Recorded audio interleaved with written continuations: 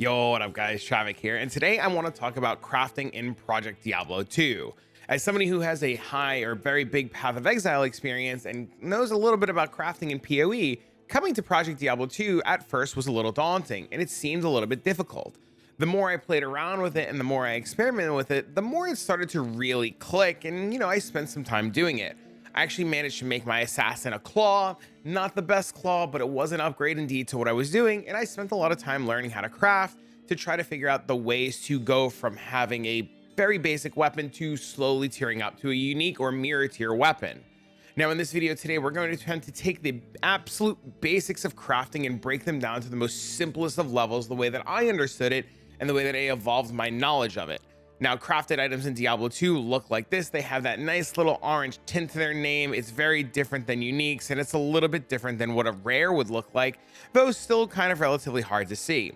Crafted items can roll a bunch of different affixes. They have a huge roll or weapon range roll, and that makes crafting in Diablo 2 a little bit more difficult than other games. We also don't have the ability to just take an item, craft it, clean it back to normal, and then craft it again, which in terms of Path of Exile players, you can't really scour an item. Crafting in Diablo 2, as far as to my knowledge goes, requires you to have a magic or rare item. So I can't just craft on anything I find on the floor. Unlike in Path of Exile, if I were to pick up a white item, I could just slam some essences into it and call it a good day. In Diablo, I have to have that item be a certain type. It needs to be magic or it needs to be rare. Now, crafting in Diablo requires a couple of items. You need any kind of perfect jewels. You need some jewels. So you can see we have a couple of jewels here for this video. And you just gotta take a bunch of materials and runes and slam them together with an item in your cube, and they're gonna make what you need. And you're like, okay, hold on, wait a minute. This is already too complicated. Let's break it down. Can you make it a little bit easier? What's going on? So I'm gonna pull up the wiki. We're gonna use the wiki, and we're gonna try to take the wiki step by step.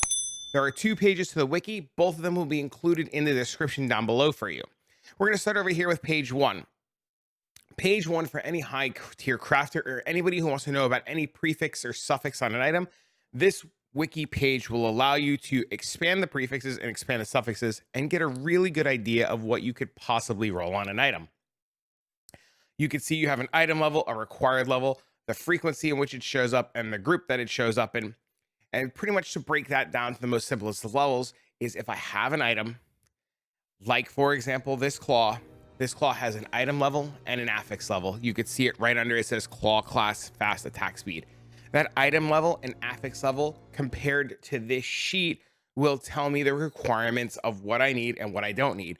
TLDR, the higher the item level, the better. Like for simplicity's sake, the higher the item level, the better. So any item that's like item level like 84 or affix level like 84 or better from quick research should be fine.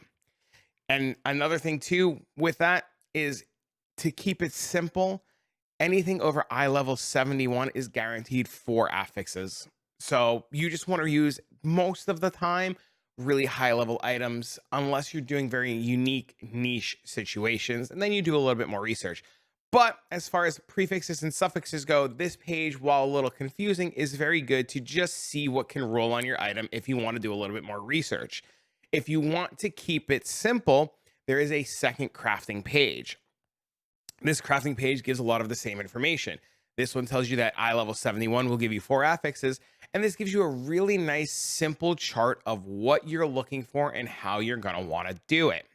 Now, this chart is really good. It shows you your rings, your amulets, your belts, all of your different item slots. It essentially tells you everything that you need to craft the item. So in our demo today, we'll be doing a couple of rings, maybe a couple of amulets, but we're definitely going to be doing weapons. I'm going to be specifically targeting a weapon that I need, and I'm going to walk you through the steps of how I figured it out. Now, since I'm playing an assassin and I know I need a weapon with extremely high damage, I know I'm going to need a weapon with a little bit of life steal. I might need a weapon with a little bit of minus target defense. I might need a weapon that has just more raw damage. So I'm going to come to this chart here and I'm going to take a look at what I want. Now I could see the type or the name of the craft is located here at the bottom. We have blood, caster, hit power, safety, vampiric, bountiful, and brilliant. And then in these description boxes, I could see what my item is guaranteed to get. So for example, if I were to craft a blood tier weapon, I am guaranteed enhanced defense or damage. I'm guaranteed life solo per hit, and I'm guaranteed life to hit. If I craft a caster weapon, I'm guaranteed 1 to all skills, faster cast rate, and mana. And you can see each one of these has their own set of properties that they would get. For my assassin, for example, minus target defense is pretty good. So I would consider hit power craft because I also get extra damage. I mean, you also get level Nova when struck. I mean, that's kind of like whatever, right? I would also consider a bountiful craft for just more raw damage and better chance at magic items. I wouldn't do brilliant. I don't need the attack speed, but it's another option. So essentially what this chart is telling me is if I want to do a blood craft, I would take an Ort rune and a perfect ruby and slam them with my item and it would work. Though that's not everything. You also need a jewel, which I don't know why it's not included in this little screenshot. So to make a blood weapon, I would need an Ort rune, a perfect ruby, and a jewel and a weapon. So let's go give that a shot and see what happens.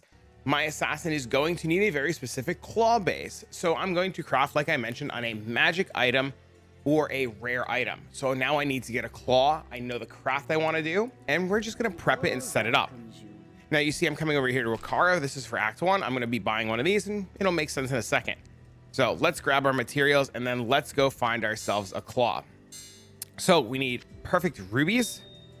We need some Ort runes, which I know I have somewhere. So perfect ruby, Ort rune, and a jewel. And now we need to craft our claw. So we're going to come over here to Geed and we're going to buy our weapon. Now coming over here to Geed and explaining this is really important. Usually with crafting, depending on if it's non-class specific, this is what I've been told. So no pally shields, no Amazon bows, no Amazon spears, no barb helmets, very specific class things.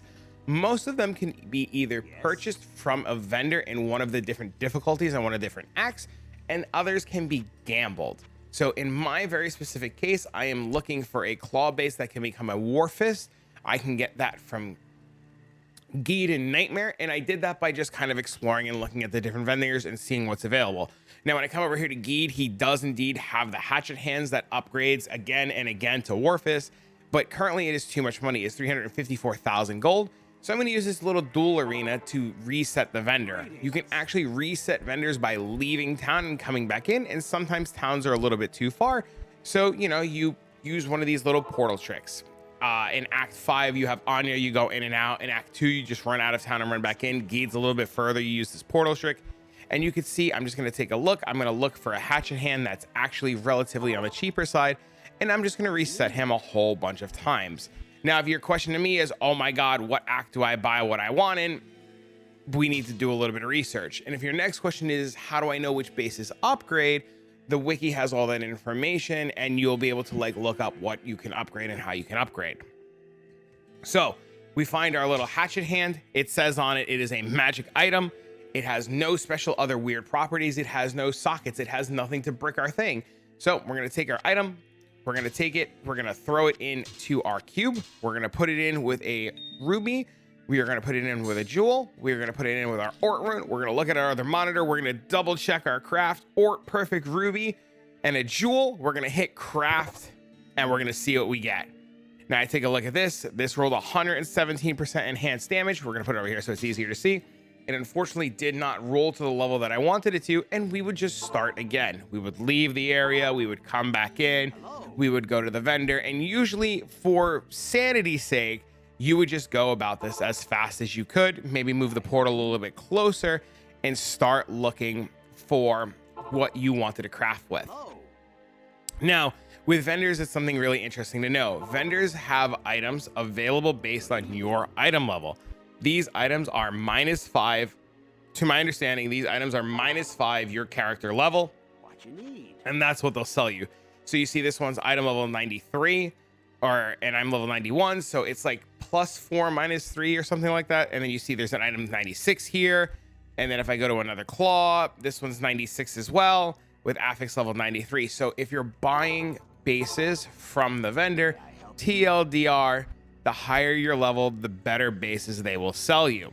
The same thing goes for gambling. If I were to come here and I was going to say, let's go gambling, and I was going to gamble myself a ring, my ring has the opportunity to roll my level, roll above my level, or roll below my level, and I can reset the gambling vendor with this button right here. We double check again, it's eye level 91, and we double check again, and it's eye level 93, and then we roll again, and then it's eye level 94. Pretty simple, pretty straightforward. Vendors in crafting will be your best friend until you're looking for extremely specialized bases, then you'll start hopping in the maps. The only downside to doing crafting with vendors is this step right here. This step right here is very, it can be a little tedious. It can be a little annoying. It requires a little bit of monotony. I guess that's the word we want to use is very big, monotony, bro. So we're going to come in here. We're going to do the same thing if we wanted to do weapons, if we wanted to do gloves, if we wanted to do rings, helmets, whatever you were particularly looking to craft. These are the steps that you would want to take. The hardest part to crafting is not really getting the bases. In my experience, the hard part to crafting is getting tons and tons of the materials to be able to chain spam your crafts. For example, jewels. If I were to put jewels in my inventory, you see them here, they take up an absolute ton of space. I wish I could break them down. For example, breaking them into jewel fragments, and I have a ton of these. Essentially, your materials are able to stack, and then most people don't realize that your jewels can stack too. If I take jewels and I were to fill them into my inventory and then take a key and throw my key in with my jewels, I can right click my jewels and make my own crafting materials. Your other crafting materials, you can see these are stacked. Control Shift click will unstack my runes and Control Shift click will restack my runes. But let's just throw these in and see what happens. So we take this, we craft this, we take a look at it, 152, not good enough. We take this, we throw this in, we take a look at it, 60, not good enough. We take this, throw this in. Oh, it's crafted already, I'm dumb. I was like, why is it not working? Why didn't it work? And then boom, we have a bunch of items that we wanted to craft. Now, if you say to me, oh my God, I crafted my item, it's beautiful, it's wonderful, it's awesome. What are the next steps? What do I do from here? How do I perfect my item? What would you do? Well, if I managed to get an item that had insanely high enhanced damage to replace this, the next steps that I would take would be to attempt to corrupt the item with a world stone shard, and I would put this in here. I would hope the corruption would hit what I want. In this case, we got sockets. That wouldn't be what I want, and we would call it good. But if I were to say, just for the video's sake, corrupt my item and hit not sockets again, sir, please, I'm trying to do something. If I were to do it again and just say I hit enhanced damage, right? Or I hit what I wanted, and I wanted to then add sockets to my item, I would be able to pick up this item called the Lazarus Puzzle Box. This would give me, some number of sockets. I would click this and I would pray for 2 sockets. Unfortunately, we get 1, and that's how I would make my item. So to just recap what's going on.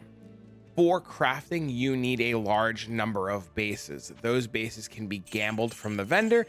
Those bases can be bought from the vendor. Once you figure out where your best base comes from outside of maps, unless it's class specific, you're going to want to find that vendor and determine the best way to reset that vendor. In Act 1, the best way that I have seen so far to reset that vendor is to set up the dual arena portal. We buy it from Akara, we set it up by him, and we just reset it in and out. For Act 2, this one sucks a little bit. The best way that I have found, and if you know a better way, is to run in and out of town, or to use the town portal to change zones and re-come back in. For Act 3, I don't even have the slightest clue besides running out of town. If you know, please let me know. Act 4, the same thing. If you were to buy from these vendors here, it's literally just step outside of town here, come down the stairs a little bit, come down the stairs a little bit. Sir, please, this might actually even be quicker to just reset by that, and then you just reset. Act 5 with Anya, you portal in and out. Pretty straightforward, pretty simple. Same thing for Charcy. If you were to be vendoring for Charcy, you could just open the dual arena portal right here. Crafting materials, make sure 100% of the time that you are indeed picking up all of these. These actually in stacks of 50 is perfect, will sell pretty well, and you can make a little bit of money picking these up and selling these. Outside of that, crafting is very straightforward. You just need to go to the wiki like I had shown you, pick what you're looking for, and just slam it together. And just keep a really big eye on things. Like, for example, making a blood ring needs a soul rune instead. So to talk about rings and amulets.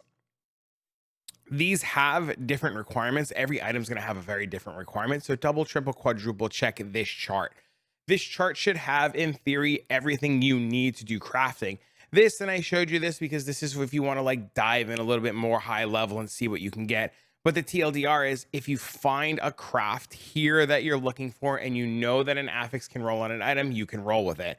And a really good example is I know for a fact that a lot of people like to make dual leech rings. Some like to have specific stats. Me, for example, I would like to have a dual leech ring with life and strength. I would just grab this right here and some sol runes. I would throw this in. I would put this here and I would click this and I would hope for a really, actually not, it's okay, nice ring. Oh, it's only 2, but it's got half freeze duration. Wait, this is really nice. That's really nice, actually. Oh, that's really nice too. Dude, it's so stupid and so good at the same time. Now, we're gonna talk about one more specific thing with crafting, and then I'm gonna let you go. One of the coolest things about crafting is crafting amulets. And I've talked to a bunch of people about amulets and how amulets work and how you're supposed to craft amulets. Amulets are a very unique and interesting beast. Amulets require to have a very specific eye level to roll, from my understanding, +3. And to get +3, you need to roll your amulets at level 88. So character level 88 will allow you to roll an amulet that will be, there you go, level 94. So at level 88, you can roll as high as eye level 92 and as low as eye level 90, 88 minus 4 minus 5. Lower than 88, somewhere in the higher than 80, 83. I think it's 83. I think. With amulets, so you want to make sure that they're eye level 92. This way they can roll plus the skills and all kinds of cool things. For example, right here, we throw this in, we double check our craft, we bring this back over, we see we need an am rune and a perfect ruby if we wanted to do this. Is there a better one for what I'm playing so I don't like waste materials? I mean, does it really matter? I've just been wasting materials the entire time. No, there's literally nothing better that I want. Chance of blocking, XDD. Oh, that's actually not terrible. Actually not terrible. We probably want like this though. We probably want this. All right, so we're gonna do Thol and Perfect Sapphire. Okay. Come over here, look for a Thol rune, look for a Perfect Sapphire, grab our amulet. It's got to be 92. Did we not get a 92 one? Did I not buy a 92? All right, this one. Fine. This one's going. This one's going. So long, farewell. Wait. Oh, wait, we put the amulet in already. XDD. Dude, I didn't take out the amulet. Boop. What do we get? Wanda bow and crossbow, sir, please. Ooh, why couldn't you have been assassin? Oh, but that's pretty much crafting in a nutshell. You just need to figure out for your character that you're playing what you want to do and how you want it to look, and then figure out which craft you want. So pretty TLDR is really it's not as overwhelming. It's not that crazy. You just take the materials, you slam them in, and you fingers crossed to the RNG gods. The biggest downside to crafting in Diablo 2, I'll be real, the biggest downside to crafting in Diablo 2 is obtaining the bases. Obtaining the bases is like the biggest pain. If you have a good way to obtain the bases and you find a system that works for you, make sure that you're doing it. Make sure that you're picking up the items. I learned at first things I wish I knew. When I started playing, I saw a lot of these perfect skulls. I saw a lot of these perfect rubies, a lot of these flawless, and they became too tedious to click, and I just stopped clicking them. Now, one last thing I'll leave you with. If you're in a map and you're mapping and you see some goblins and you kill some goblins, you kill them slow.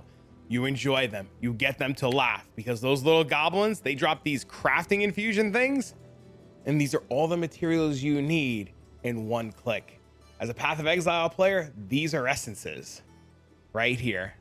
These are essences. So I can literally just take this and touch my item. So I'll waste one. I don't want to waste one, but we'll waste one. I can literally just put these little things in and click a button, and it'll craft my item for me. Very simple, very straightforward. And it has all the information about what it does on the item. So, you know, weapon adds damage to undead, shield gives you block, chest gives you, I don't know what ML is. We'd have to check the chart to see what it means. Helm is deadly strike, you know, stuff like that. I hope this helps. I know I'm thinking about this and I'm like listening about all the things that I said in my head, and I'm looking at what I wrote down, and crafting is something you have to sit down. It is something you have to try. It is something you have to click through. And once you start to get the little feel and the rhythm of it, it'll start to sink in. It'll start to make sense. If you have questions, ask. You know, feel free to use the comment section down below. Stop by the Twitch stream, the YouTube stream, stop by my Discord, ask us questions. We will be more than happy to help to attempt you to figure out how to make your item, or we will do our best to help to try to like put it all together to give you a little bit of sense of ease. Don't forget that you can take your jewels, break them down, stack all your runes, keep all your things, upgrade all your stuff, and just try to have fun. The materials are pretty abundant. If you look for them and you pick them up, you can do hell cows, you can do basic maps, and they'll drop in plenty. You just have to be willing to click them, and you'll have more than enough before you know it. Also, if you're having a hard time making currency, picking up these materials and selling stacks of them will get you currency. There are tons and tons of players that will constantly buy these materials off of you in stacks of 50 and pay you like Malrunes, Isrunes, or I think Malrunes, Umrunes, Isrunes, stuff like that, depending on which they need, how many you have. So if you pick them up and sell them in bulk, the right person will pay you a pretty penny. I know, because me and my friends have been crafting claws and we've been spending a little bit extra, you know, to buy in bulk. But I think that's really everything. Like I said, if you have questions, don't hesitate to ask. Yeah, that's really it. I think the next big thing that I need to go over and to cover with you guys is going to be map crafting. So that's probably going to be coming next. But for now, I encourage you guys to go out there and pick up a bunch of materials. I encourage you guys to go out there and try to craft your own items. And if you make something really cool and you want to share it, let me see. It'd be really neat. Post your cool ass, you know, post your items. Let's see what you guys come up with. But for now, friends, I'm going to get this video out to you guys, and I'll see y'all in the next one.